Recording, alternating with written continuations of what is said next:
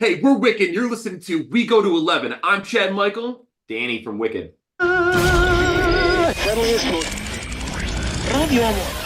don't you just make 10 louder and make 10 be the top number and make that a little louder? These go to 11.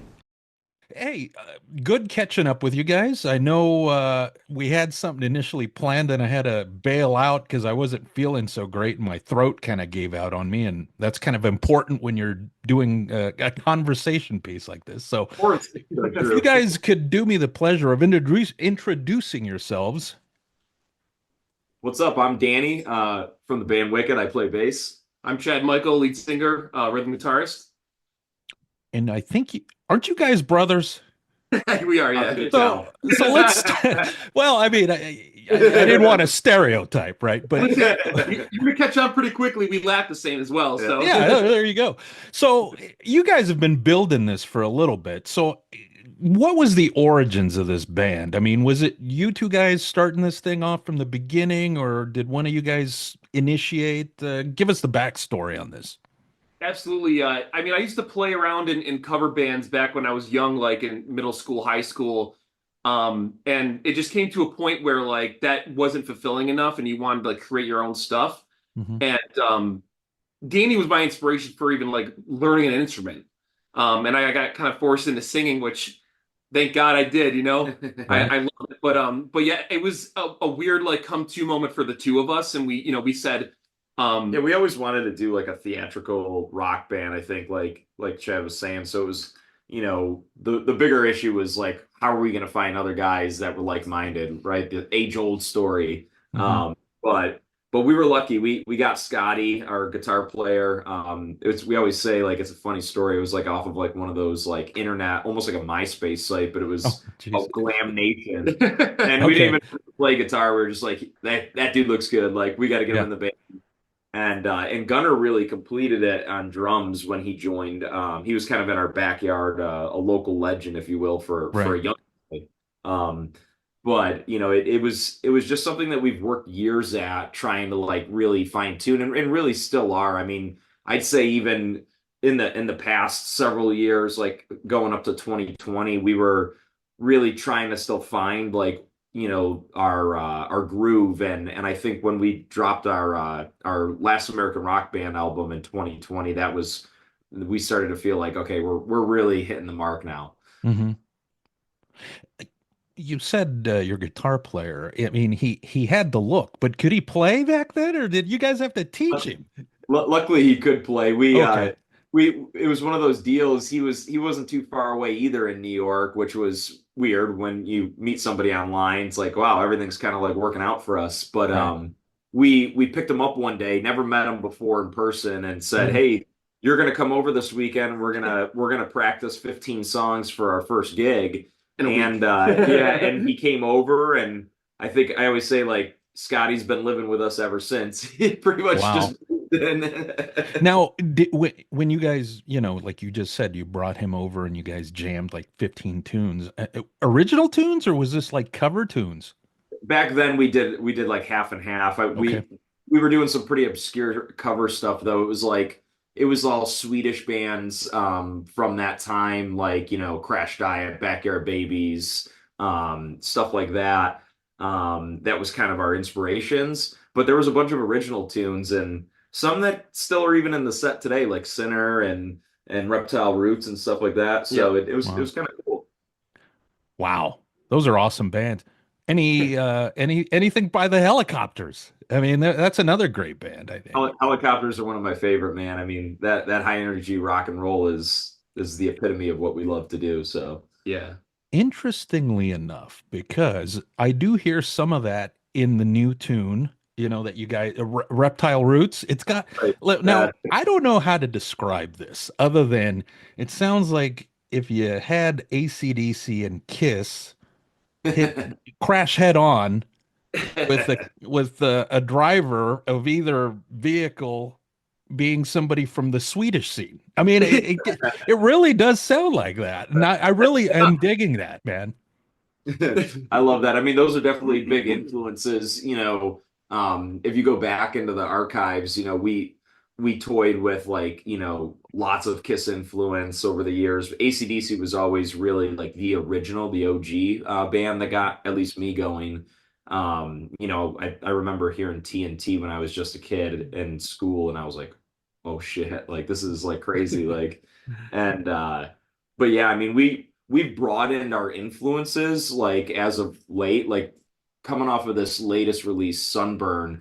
I like to say that it's the band's really evolving in a way that we're not afraid to let in different influence and change the look and toy with different like writing. I think in the past we were always worried like, oh, you got to stick to this like specific genre niche, and now we're just making music that makes us happy first and foremost. So it's rather exciting. Yeah. How is that for, I mean, any artist really? I mean, everybody evolves. I mean, you got Metallica, who was, full out thrash band, and then they evolved to kind of more of a hard rock thing, and now they've included more of the thrash influence. I mean, with you guys, you've developed a fan base, and the fans expect a particular something from you guys. And when you start fine tuning it and tweaking it a little bit, is that a little bit scary for you guys at all? I think it was, Yeah. And like that was the big thing with Sunburn, and it was really like it was ironic the way it all kind of went down, because to your point, yeah, a little bit nerve-wracking. Are they gonna like it? Are they gonna be like weirded out that we're throwing in more power pop while still trying to keep our hard rock roots? But then we really did it to ourselves, and we coupled the release of Sunburn with a North American tour with Raven, a thrash metal band. So here we are on the road, going from New Orleans clockwise up into Canada down to Mexico City with the legends Raven, and Vicious Rumors and death metal band from Canada, Lotharo. And it was like every night you had to win the crowd over, but every night we really rose to the occasion and kind of like reaffirmed like what we're doing is like, you could have a bunch of thrash metal guys in San Francisco with the patches on their denim jackets, kind of like heckling you, looking at you, and we just do our thing and stick to our guns. And at the end of the night, they ended up loving it, and I love that. Like it's just such a champion of like what you're setting out to do. So. Well, it's a good thing it wasn't back in the olden days or the Right? 80s. They used to spit on you and piss on you and stuff if they didn't like you initially. I mean, I think there was those stories that Dee Snider was saying about getting spat on or whatever, it's like, well, holy crap. Or they just turn their backs. Turn their backs to you. Oh my God. As they throw a bottle liner. Or something. But you guys made it through this whole what was the biggest takeaway from this tour with Raven? Because again, different audience, and then even some of the other bands were different styles or genres of music. I think it was more of a realization that people are out there looking for music, like live music again.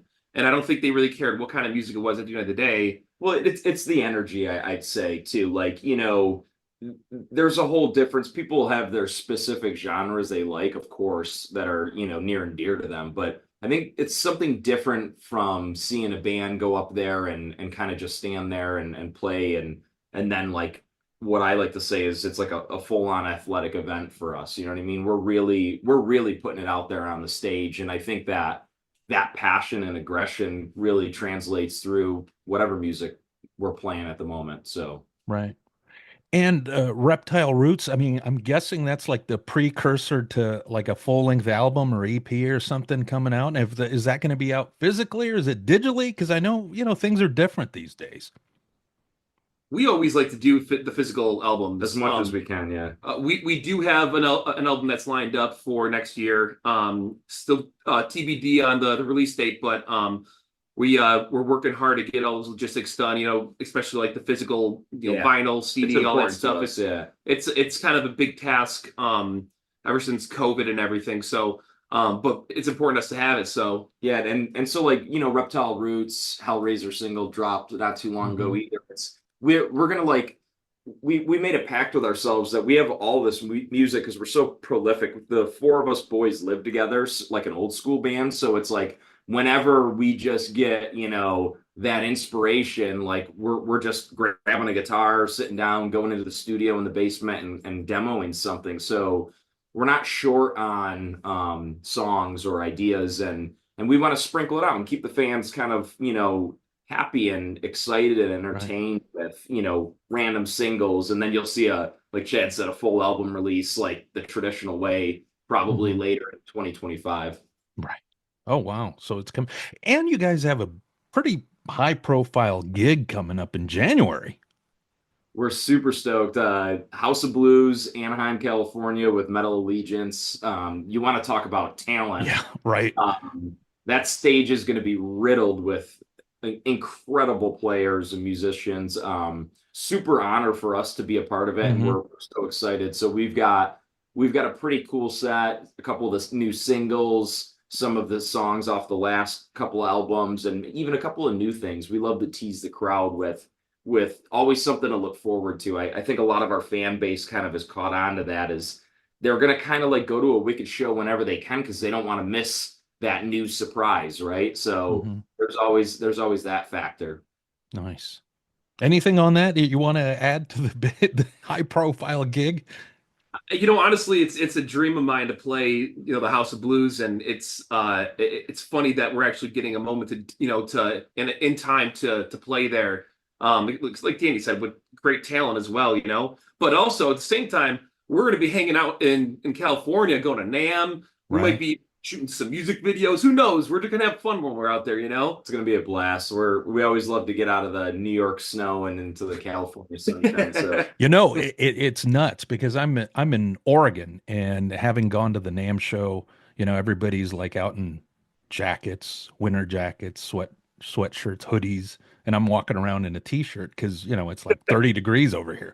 Yeah. But that is the NAMM show, man. That's the place to be. You could be crossing the street and you're like, oh, I'm crossing the street with Danny B. Harvey or somebody, you know, and you strike up a conversation. It's like, hey, when do you guys have new music coming out?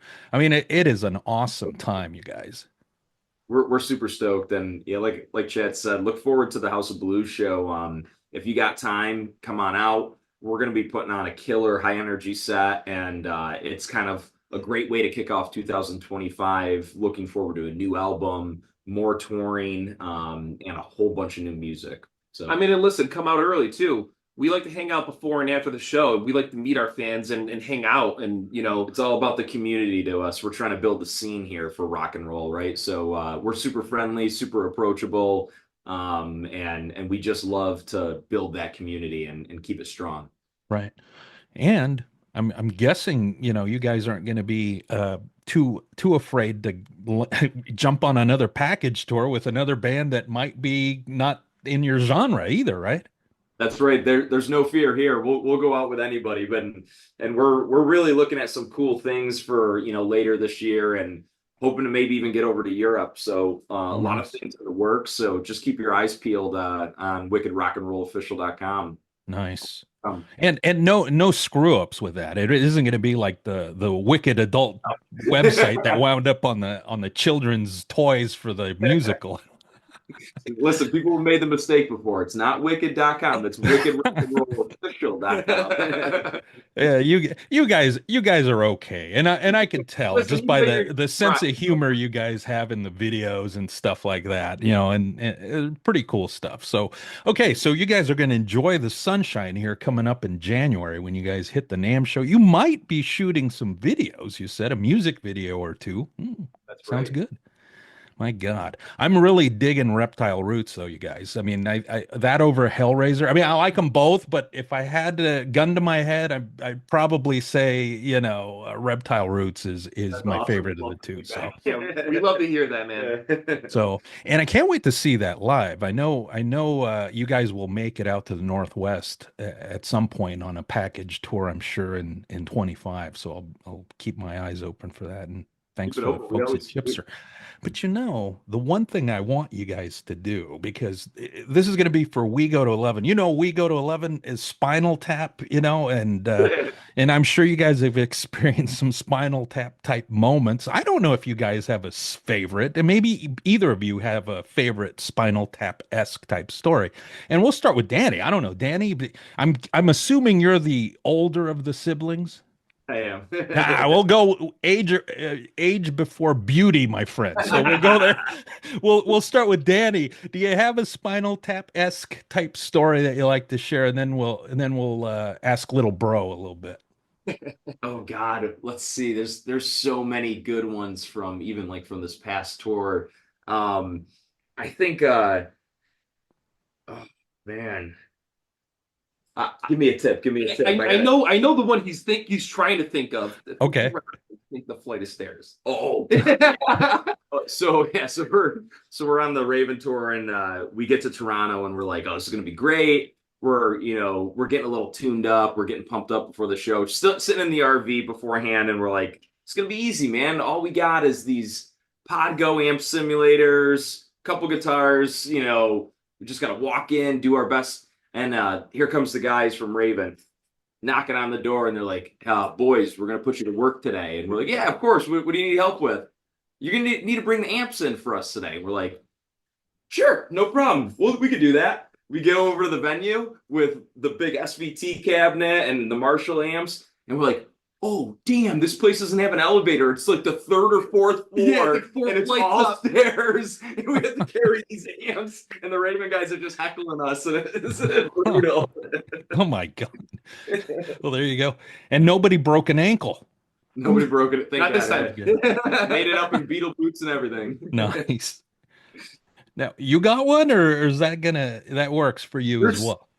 There's so many during the tour, man. Like, oh, how about all the pranks at the end of the tour? Oh my God! All right, so last show in Pompano Beach, Florida, we get up on stage, and there's this unspoken like thing that Raven guys like to do since the early days when they toured with Metallica and stuff, and or when Metallica toured with them. Yeah. Well, they came up on stage, and they're wearing like mops over their heads, and they're like brooming off like janitors, and they come up to me and frisbees of plates getting thrown at us, spraying my face with cleaner and washing it. So we had to return the favor, of course, and we did it to both them and Lotharo in different ways. The one cool part was Raven's drummer was playing. It was their last song, and we all went up there and we just started dismantling his drums while he was playing. He was such a good sport about it because he just kept going even when he was down to just the snare and like his hi-hat. He was just playing. We're removing cymbals and his throne, and he's standing there. It was just so funny. It was hilarious. Nice.